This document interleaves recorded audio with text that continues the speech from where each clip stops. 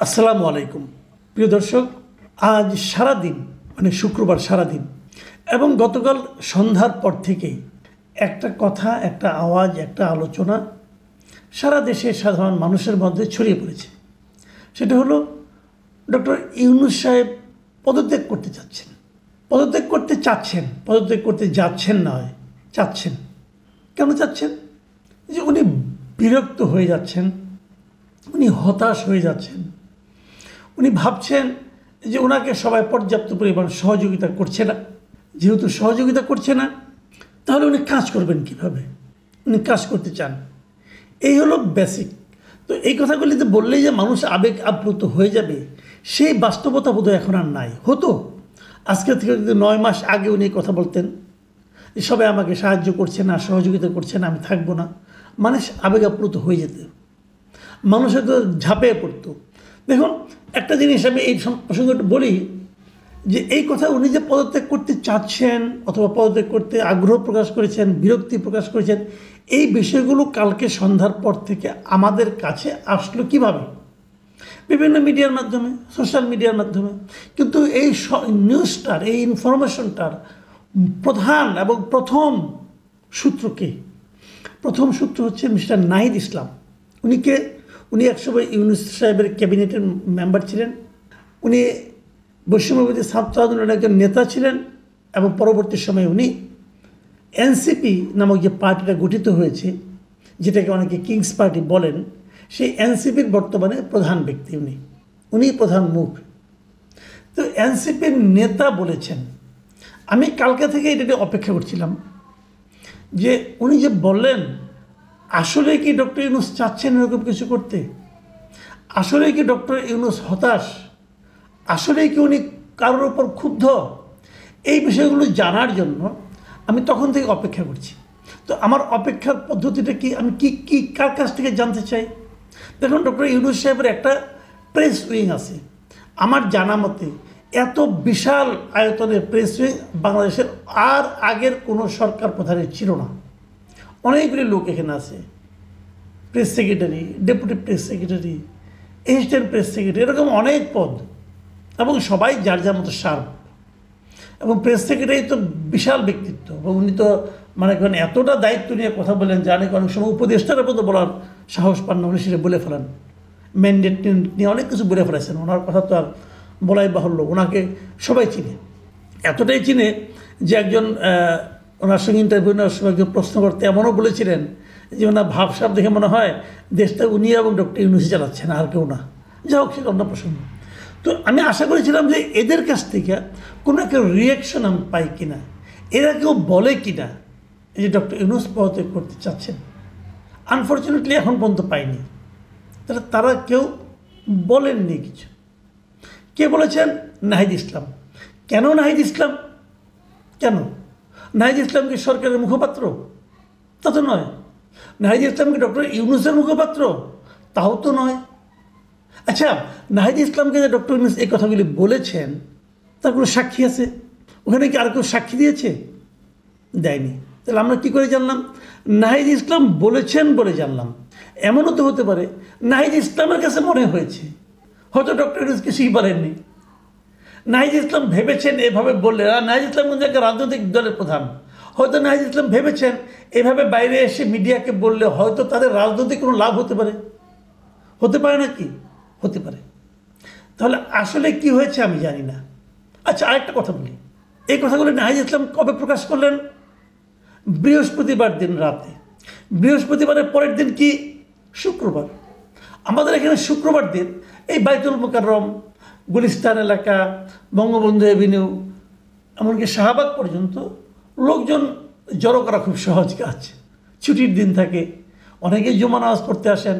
তারা তো আধা ঘন্টার জন্য এখানে বাড়তি সময়, 1 ঘন্টার জন্য বাড়তি সময় দিতেও পারেন। এই জন্য দেখবেন কিছু কিছু পলিটিক্যাল পার্টি আছে, তারা সমস্ত আন্দোলনের ঘোষণা শুক্রবারকে কেন্দ্র করে দেয়। তাহলে অনেকে কি ভেবেছিল যে আমি বৃহস্পতিবার দিন বলবো, শুক্রবার দিন ছুটির দিন আছে, সারা দেশের লোক গাজীপুর, নারায়ণগঞ্জ, নরসিংদী অথবা মানিকগঞ্জ, মুন্সিগঞ্জ থেকে গাড়ি ভর্তি করে লোক সব চলে আসবে শাহবাগে, এসে তারা বলবে না ইউনূস তুমি যেও না, তুমি যেও না, এগুলো বলবে? এরকম ভেবেছিলেন কেউ? যদি ভেবে থাকেন সেরকম ভাবনার কোনো বাস্তবায়ন দেখা যায়নি। কেন দেখা যায়নি? আসলে ওই যে বললাম, 9 মাস আগে যেটা ছিল ডক্টর ইউনূসের, সেই ইমেজটা এখন আর নাই। 9 মাস আগে এদেশের মানুষ তার উপর যতটা ভরসা করেছিল, সেই ভরসাটা এখন আর এদেশের মানুষ ওনার উপর খুঁজে পাচ্ছে না। কাজে যদি আমি ধরি যে উনি এক ধরনের সিম্প্যাথি সিক করেছিলেন, মানে মানুষের সহানুভূতি লাভের জন্য এই ধরনের কথাটা ছড়ানো হয়েছে, তাহলে বলবো সেটা একেবারেই মাঠে মারা গিয়েছে। এবং মাঠে মারা যে যাবে, এই বাস্তবতাটা পর্যন্ত উপলব্ধি করার, বোঝার মতো সক্ষমতা ওনাদের নাই। তারপর উনি বলেছেন, এখন নাহিদ ইসলাম সাহেব এখান থেকে বের হয়ে এসে কী বললেন? উনি বললেন যে, আমি ওনার কথাটাই পড়ে শোনাই। উনি যেটা বলেছেন সেটা বলেছেন যে উনি নাকি সকালেই শুনেছেন যে ডক্টর ইউনূস পদত্যাগ করতে পারেন। এটা শুনেই এই বিষয়ে কথা বলার জন্য বিকেলে উনি ওনার সঙ্গে দেখা করতে গিয়েছিলেন সন্ধ্যায়। তারপরে উনি ওখান থেকে বেরিয়ে এসে বিবিসি বাংলাকে উনি যে কথা বলেছেন সেটা আমি হুবহু পড়ে শোনাই। উনি বলেছেন যে, স্যার বলেছেন আমি যদি কাজ না করতে পারি, যে জায়গা থেকে তোমরা আমাকে আনছিলা একটা গণ-অভ্যুত্থানের পর, দেশের পরিবর্তন, সংস্কার, কিন্তু যেই পরিস্থিতি, যেভাবে আন্দোলন বা আমাকে জিম্মি করা হচ্ছে, এটসেট্রা এটসেট্রা, মানে উনি আনহ্যাপি হয়ে যাচ্ছেন, ওনাকে সবাই জিম্মি করছে, উনি কাজ করতে পারছেন না। আচ্ছা, একটা প্রশ্ন আমি বলতেই চাই, 10 মাসে উনি আসলে কী কাজ করেছেন? গত 9-10 মাসে উনি যে কাজটা করেছেন, কী কাজটা করেছেন? আমি যদি বলি মোটা দাগে, উনি দেশটাকে বিভক্ত করেছেন, দেশটাকে ভাগ করে দিয়েছেন। উনি কোথায় দেশটা শান্তির লক্ষ্যে দেশটাকে ঐক্যবদ্ধ করবেন তা করেননি, উনি দেশটাকে ভাগ করে দিয়েছেন। উনি মব ভায়োলেন্সকে এক ধরনের প্রাতিষ্ঠানিক বৈধতা দিয়েছেন। মব ভায়োলেন্স যে কী পর্যায়ে পড়ছে আপনি চিন্তাও করতে পারবেন না। আপনারা আমি ভুল বললাম, চিন্তা করতে পারবেন না কেন? আপনারা তো দেখছেন, পৃথিবীর অন্য কোনো দেশের লোক চিন্তা করতে পারবে না আমাদের এখানে মব ভায়োলেন্সের নামে কি হচ্ছেটা কি। যে কোনো একজন লোকের দিকে আঙুল তুলে বললেই হলো সে স্বৈরাচারের দালাল, বললেই হলো সে স্বৈরাচারের দোষর, তাকে ধরে পিটাও মারো, কেউ কিছু বলবে না। এই বাস্তবতা হয়েছে। কয়েকদিন আগে দেখলাম ধানমন্ডিতে এক ভদ্রলোকের বাড়ি ঘেরাও করেছে কয়েকজনে, ঘেরাও করে বলছে উনি স্বৈরাচারের দোষা, তাকে অ্যারেস্ট করতে হবে। পুলিশ বলছে ওনাকে তো আমি অ্যারেস্ট করবো, কোন মামলায় করব? মবের যে লিডার সে বলছে আগে অ্যারেস্ট করেন, তারপর আমি যে মামলা দেব। ভাবুন কোন দেশে আছেন আপনি? এই দেশে চলেছে। তাকে পুলিশ ধরে নিয়ে গেছে, ওই মব যে করেছে সে, যে ওই ভায়োলেন্স করে, ভায়োলেন্সের নেতা যিনি তাকে ধরে নিয়ে গেছেন, এনসিপির আরেক নেতা যে তাকে ছাড়িয়ে এনেছে। মানে এনসিপি ওই মব ভায়োলেন্সকে এক ধরনের প্রাতিষ্ঠানিক বৈধতা দিচ্ছে।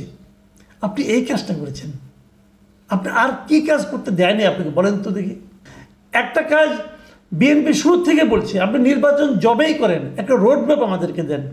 আপনি এখনও রোডম্যাপটা দিতে পারেন নাই। কেন দিতে পারেন নাই?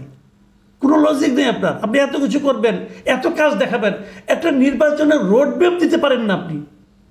আপনি বলতেন যে আমি এটা 5 বছর পরে করবো, আমরা জুন মাসে করবো, কোন মাসে করবেন, কীভাবে করবেন, একটা রোডম্যাপ চাওয়া হয়েছে আপনার কাছে, দিতে পারেন নাই। সবসময় এখানে এক ধরনের অস্পষ্টতা, এক ধরনের কুয়াশায় ঢেকে রেখেছেন আপনি নির্বাচন বিষয়টাকে। কেন? কোনো যুক্তি আছে? আন্দোলন হচ্ছে, আপনি একটা আন্দোলনও ভালোভাবে মেটাতে পারেন নাই। আন্দোলনগুলি যে হচ্ছে, মানুষের যে দাবি দেওয়া থাকবে না? এরকম দেশে, গরিব একটা দেশে মানুষের মধ্যে হাজার রকম দাবি দেওয়া আছে। দাবি দেওয়াগুলি যৌক্তিক কি অযৌক্তিক কখন বিবেচনা করে দেখেছেন? কেবল আপনি দেখছেন যে এনসিপি কোনো দাবি নিয়ে আসে কিনা। এনসিপি দাবি নিয়ে আসলে সেগুলো সব বাস্তবায়ন হয়ে যাচ্ছে। এনসিপি ছাড়া আর কারো দাবি কোনো বাস্তবায়ন হচ্ছে না। এই যে এখন যখন আমি কথা বলছি, এখনও তো শহীদ মিনারে দেখলাম পল্লী বিদ্যুতের কয়েক হাজার লোক গত 3 দিন ধরে বসে আছে। আপনি জিজ্ঞাসা করেছেন তারা কেন বসে আছে? ওই যে কয়েক হাজার ফ্যামিলি, তাদের দাবির কোনো যৌক্তিকতা আছে কিনা আপনি একবার বিচার করে দেখেছেন? দেখেননি। বিচার করার জন্য কোনো কমিটি করে দিয়েছেন? দেননি। আপনারা অপেক্ষা করছেন যে কবে তারা ওখান থেকে মিছিল করে যমুনার দিকে আসে। তারা কোথাও আপনি কিছু করবেন না। যমুনার সামনে না আসলে আপনি হয় না। এই যে এতগুলি লোক মারা গেছে শহীদ, তাদের এখনও যাদের দেওয়ার প্রতিশ্রুতি দিতে পেরেছেন? পারেন নাই। এই যে এতগুলি লোক আহত হয়েছে, কয়েক হাজার লোক আহত হয়েছে, সবার সুচিকিৎসা করতে পেরেছেন? না, তাও পারেননি। আপনি কাজ করতে পারছেন না বলে হাহুতাশ করছেন, হুমকি দিচ্ছেন আমি পদত্যাগ করব। পদত্যাগ করে মানুষের সিম্প্যাথি আদায় করতে চাচ্ছেন। কেন? বিরোধটা কোথায়? আপনার সঙ্গে বিরোধ হয়েছে বিএনপির সঙ্গে বিরোধ হয়েছে কিছুটা আর্মির সঙ্গে। বিএনপি যা বলেছে সেটা আপনি বাস্তবায়ন করতে চাচ্ছেন না, অথবা পারছেন না, অথবা আপনার ইচ্ছার বাইরে গেছে। ইশরাক একজন লোক একই কাজ করেছে। চট্টগ্রামের সিটি কর্পোরেশন ডক্টর শাহাদাতকে আপনার শপথ করিয়েছেন, সেই একইভাবে ইশরাক আদালতে রায় নিয়ে এসেছে, তাকে আপনি শপথ করতে দিচ্ছেন না। আপনার এক উপদেষ্টা তাকে শপথ করতে দিবে না। তার ব্যক্তিগত জেদ এই কারণে কাজ করছে, জেদ এবং অনভিজ্ঞতা আমি বলবো। আপনি সেটাকে সাপোর্ট করে বসে আছেন। আর্মির সে সেনাপ্রধান তার ঊর্ধ্বতনদের নিয়ে একটা মিটিং করেছেন। সেই মিটিংয়ে তারা কী কী দাবি করেছেন, যে কথাগুলি বলেছেন সেটা মধ্যে মন্দ কথাটা কোনটা, সে কথা তো আমি মনে করি জনগণের ইচ্ছার প্রতিফলন ঘটেছে। উনি বলেছেন মোটা দাগে কয়েকটা কথা। একটা কথা হলো যে ওনার করিডোর দেওয়ার বিপক্ষে উনি বলেছেন। অন্যায়টা কী হয়েছে, রাখাইনে করিডোর দেওয়ার পক্ষে কি আপনার ডক্টর খলিল, যার অতীত ইতিহাস নিয়ে নানা রকমের স্ক্যান্ডাল, ভালোভাবে পড়া যায় না, দেখা যায় না, দুর্গন্ধ চলায়, সেই খলিল সাহেবের বক্তব্য নিয়ে আপনি নাচতেছেন। খলিল সাহেবের দেশের প্রতি কোনো মায়া আছে? কিছু না হলে সে দুদিন পরে আবার চলে যাবে বিদেশে। তাকে বানাইছেন জাতীয় নিরাপত্তা উপদেষ্টা, তার জন্য একটা পদ সৃষ্টি করেছেন আপনি। তো এটা নিয়ে আর্মি কথা বলবে না? যদি যুদ্ধ একটা লাগাই দেন, যুদ্ধ তো আর্মিকে করতে হবে, খলিল সাহেব তো যুদ্ধ করবে না। সে তো নিরাপদে ফ্লাইট ধরে আমেরিকা চলে যাবে তার ফ্যামিলির কাছে। তো হলোটা কি? আর্মি আর কি আপত্তি করেছে? আর্মি আপত্তি করছে মব ভায়োলেন্স নিয়ে। তো মব ভায়োলেন্স নিয়ে আপনি থামান না, মব ভায়োলেন্স তারা আপত্তি করতে পারে না। অন্যায়টা কি? আর বলেছে যে ডিসেম্বরের মধ্যে নির্বাচন চেয়েছে। এটা বিএনপিও চেয়েছে। বিএনপি চেয়েছে ডিসেম্বরের মধ্যে নির্বাচন দিতে হবে। এবং বিএনপি এই ইশরাক কাণ্ডকে কেন্দ্র করে যে সমস্ত অপকর্ম হয়েছে তার একটা প্রতিবাদ করে বলেছে যে আপনার দুইজন উপদেষ্টা, ছাত্র উপদেষ্টা, তাদের পদত্যাগ চেয়েছে। এটাকে রাজনৈতিক দাবি, মানা না মানা আপনার ব্যাপার। এবং এই ধরনের দাবি করলে আপনাকে পদত্যাগ করতে হবে, পদত্যাগের নাটক করতে হবে। আমরা জানি আপনি পদত্যাগ করবেন না, এই নাটকটাই করবেন। আমার কেন যেন মনে হয় বাস্তবতা এখন যে মুহূর্তে এসে দাঁড়িয়েছে, যে অবস্থায় এসে দাঁড়িয়েছে, এই উপদেষ্টা মণ্ডলী, এই ক্যাবিনেট রিশাফল ছাড়া করা আর কোনো উপায় নাই। এদের উপর সাধারণ মানুষের কোনো আস্থা আছে এটা আমি মনে করি না। ডক্টর ইউনূস থাকতে পারবেন হয়তোবা, যদি উনি ওনার সঙ্গে যাদের সঙ্গে আছেন, যারা ওনাকে ঘিরে রেখেছেন, যাদের মধ্যে অনেকেই এরই মধ্যে দুর্নীতির জড়িয়ে পড়েছেন, তাদেরকে সরাতে হবে। ফ্রেশ অ্যান্ড এফিশিয়েন্ট লোকজনকে দিয়ে আপনার ক্যাবিনেটকে রিশাফল করতে হবে, পুনর্গঠন করতে হবে। তা না হলে হবে না। এবং পুনর্গঠিত ক্যাবিনেটে অবশ্যই ছাত্র প্রতিনিধি, এই সমস্ত বাচ্চা কাচ্চা থাকা চলবে না। কেবল তারপরে তাকে নির্বাচনের সুনির্দিষ্ট তারিখ ঘোষণা করতে হবে। এবং যে কোনো ধরনের মব ভায়োলেন্স শক্ত হাতে দমন করতে হবে। যদি এগুলো করতে পারেন, কেবল তাহলেই আপনি পদত্যাগ করতে চাইলে সবাই এসে আপনাকে হাতে পায়ে ধরবে না, আপনি থাকেন। মানুষের প্রতি ভালোবাসাটা তৈরি হয় কিসের উপর? ভালোবাসাটা তৈরি হয় তার কাজের উপর। তেমন কিছু কাজ করেন, মানুষ আপনাকে আবার ভালোবাসবে। প্রিয় দর্শক, এখন এই পর্যন্তই। আল্লাহ হাফেজ।